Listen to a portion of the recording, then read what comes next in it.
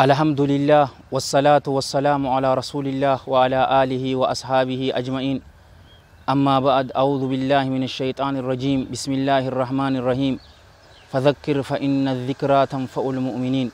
رب اشرح لي صدري ويسر لي أمري واحلل عقدة من لساني يفقهوا قولي. وهيكم بتحية الإسلام الخالدة رمزاء آمان وعنوان السلام. السلام عليكم ورحمة الله وبركاته.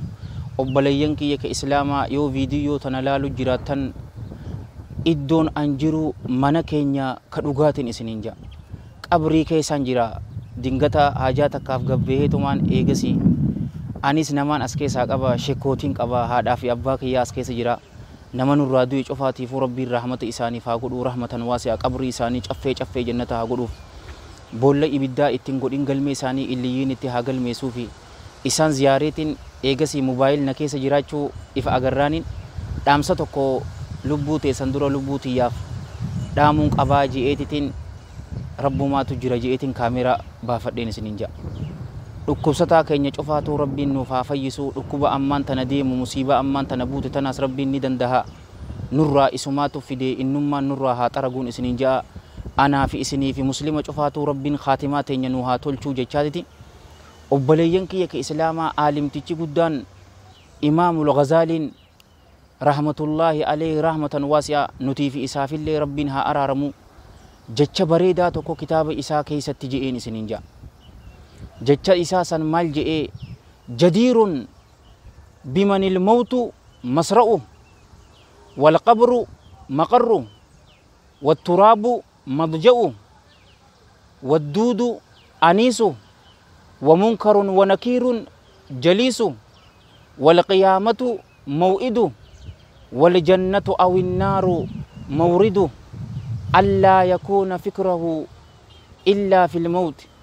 والاستئداد لأجله نسأل الله السلامة والعافية. درك أما برجئ نمني دوتي كفين سإساتاتي قبرين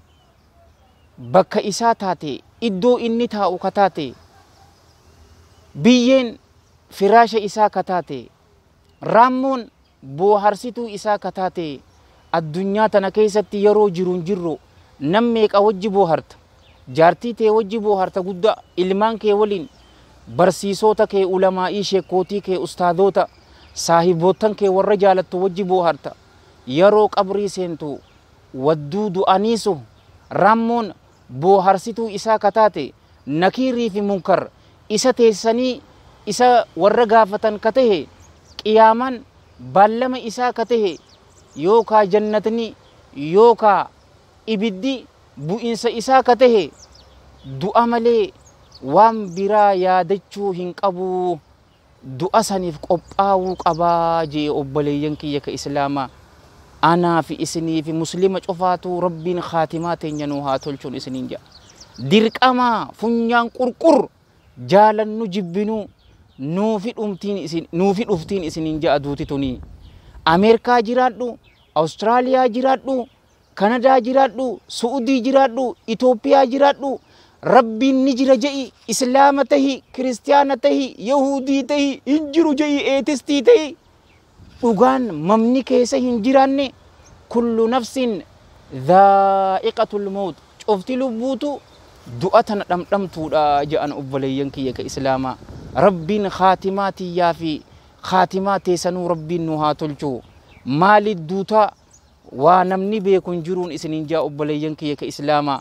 dhugaan hin jijjiiramne waanuma irratti jirtu irratti duutaa ja'an rasuulli keenya sallallahu alaihi wa alihi wasallam akka hadiisa imaamu muslim sayya isaa keessatti odeesse rahmatullaahi alaihi rahmatan waasi'a jaabir ibn abdillaahi al-ansaarii irraa dhufe رضي الله عنهما أن رسول الله صلى الله عليه وآله وصحبه وسلم قال كل عبد جبر شفتي قبرتشاتو يبعث على ما مات عليه نكا فما جي وياك يا ماسا نكا فما وان الرد إسان الرد كافما جي أتي ذكري قدو أتي حرم ندن ده ربين أكوبا كنكاسي ور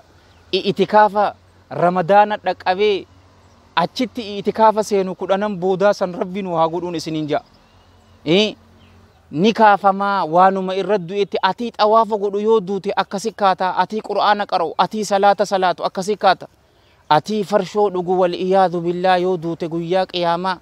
حالك أروران حركك يجرتون كاتا نمر بانياتو أكا جنين سنتتي والعياذ بالله ججغاتي لفاك آجي رب جل جلاله نما زكاهن كنني والريو بننسا بيلداك أباتي قال لون كنني قال لكني isa diruun sinjaa loonii fi kanneen gaafa isaaniitiin diraatiti oduu qiyaamaa bakka san mahsharaa hin dheene akkasi kaafamaa namuutu waanuma irra du'etti kaafamaa obboleeyyan kiyya ka islaamaa namni koroonaa sodaatu jira namni anin sodaannee jedhu dogongora garuu sodaan guddaa ka sodaatuu qabnu maali kanu miidhu kanu fayyaduu sodaatana yoo taate ilmi namaa cufaatu Allah qofa sodaachuu qaba jalla jalaalu malee sodaan waanuma jirtu war leenca yoo kararratti agarteni sodaatta waraabeessa yoo agarteni sodaatta garuu nama miidhu nama fayyadu dhukkuba nama fiduu kana marraa kaasu sodaa akkana yoo taate san Allah qofaa fi jalla jalaalu malee namni sodaan hin jiru garuu namni muslima namni iimaana qabu rabbiin anaa fi isinuu iimaana keenya nu hajabeesu ni beeka wahayyuu Allaahirraahi jalla jalaalu guutuu irkatinsaa isarratti irkateetiti saba addunyaa gaggeessaa san keessaa obboleeyyan kiyya du'atanaaf qophaa'uudhaan isiniin ja'a nu cufaafuu nu dhufti tanas rasuulli keenya gaafa tokko sallallahu alaihi wa alihi wasallam wal hadithu fi sahih al jami wa fi al irwa min hadith abi hurairah wa abdullah ibn umar عليهم من الله الرضوان أن رسول الله صلى الله عليه وآله وصحبه وسلم قال أكثروا من ذكر هذه اللذات جي أبوليانكي هدوم ميسا جي بر إسي مئة مرتو تاتسن إسي سن هدوم ميسا جي يعني اتبانا الموت دعاء اتبانا ربين خاتمات ينوها تلچون إسنين جي أبوليانكي كسلاما يادت آمي تبر أكثروا هدوم ميسا يادت يرو إسي تن هدوم ميسيني يادني bololiinsa leeni dhisnaan isinin jaa obboleeyyan kay ana qofaaf na haa dabartu akka jarri jiru balicheelimuutu ana qofaan hin jirtuun sin jaa ollaa keetiin obboleeyyan keetiif feetaan sin jaa yeroo san addunyaa jaalachuun teenya tuni wasanarraa dabartee jirtiin isinin jaa ilmi namaa amata kuma tokkorraa ol jiraachuu fadhaa du'a tana yaadachuu hin fadhu gaafa takko akka odeeffametti obboleeyyan kiyya ka islaamaatiin isinin jaa bar malakul mawtiin nam takkarraa hin sodaatu abbaa fadhee fi dhufaan isinin jaa gaafa tokko nabi daawud alayhi salaam obboleeyyan kiyya ka islaama inni kuni ni hinaafaa jedhan nabi daawud alayhi salaam jaartii isaa yeroo manarraa bahu hulaa cufeetiti bahaa jedhan obboleeyyan kiyya ka islaama hulaa isaa cufeetiti itti bahaa jedhan hadiithan jenne beeka obboleeyyan kiyya yoon dogongorees akka jedhanittiin jee anaa dogongoree malee hadiitha jee isinitti himutti hin jiru qissaa isiiti ma'anaa isiiti dasna jee yeroo kana mana cufee deema jedhan gaafa kaan obboleeyyan kiyya ka islaamaa malakul mawtii mana isaa itti seenu malakul mawtiituutu mana isaa seenii dhaabbachuu jira nama fakkaata gaammaan tan obboleeyyan kiyya yeroo nabi daawud alayhi salaam mana seenu eenyu ati mana namaa hayyama malee ka seentu eenyu jannaanini ani hayyamatti kan haajamne sanii je'in mana namaa yeroon seenu yoo san idan fa anta malakul mawt ati malaayikaa du'aatii je'in obboleeyyan kiyya ka islaamaa rabbiin khaatimaatii yaafitee sanuu rabbiin waa tolchuu gama rabbii deebineetiti du'a tanaaf qophaa'uu qabnaan isiniin ja'a arraaf asittiin isinii dhaabaa anis kaniin dubbadhe isinis warra dhaggeeffate warra dalagatu rabbiin waa godhu anaa fi isinuu rabbiin addunyaa fi aakiratti rabbiin waa milkeessu khaatimaa teenya rabbiin waa tolchuu allahumma laa tada' lanaa dhanban illaa ghafarta walaa hamman illaa farrajta walaa daynan illaa qadayta ولا مريدا إلا شفيته ولا ميتا لنا إلا رحمته ولا طائعا إلا زدته وثبته ولا آسيا إلا هديته ولا مبتلا إلا آفيته ولا حاجة من حوائج الدنيا هي لك رضا ولنا فيها صلاح إلا يسرتها وقضيتها يا أرحم الراحمين اللهم ارحم ضعفنا اللهم ارحم ضعفنا ويسر أمرنا واجبر كسرنا واختم لنا بالباقيات الصالحات آجالنا ربي أجزت أبيب فداونا ودؤوفت هيلتنا فقونا إلهنا وسيدنا أحسن ختامنا ربنا أتنا في الدنيا حسنة وفي الآخرة حسنة وقنا عذاب النار ربنا لا تزغ قلوبنا بعد إذ هديتنا وهب لنا من لدنك رحمة إنك أنت الوهاب اللهم صل وسلم وبارك على سيدنا محمد وعلى جميع المرسلين وآخر دعوانا أن الحمد لله رب العالمين والسلام عليكم ورحمة الله وبركاته.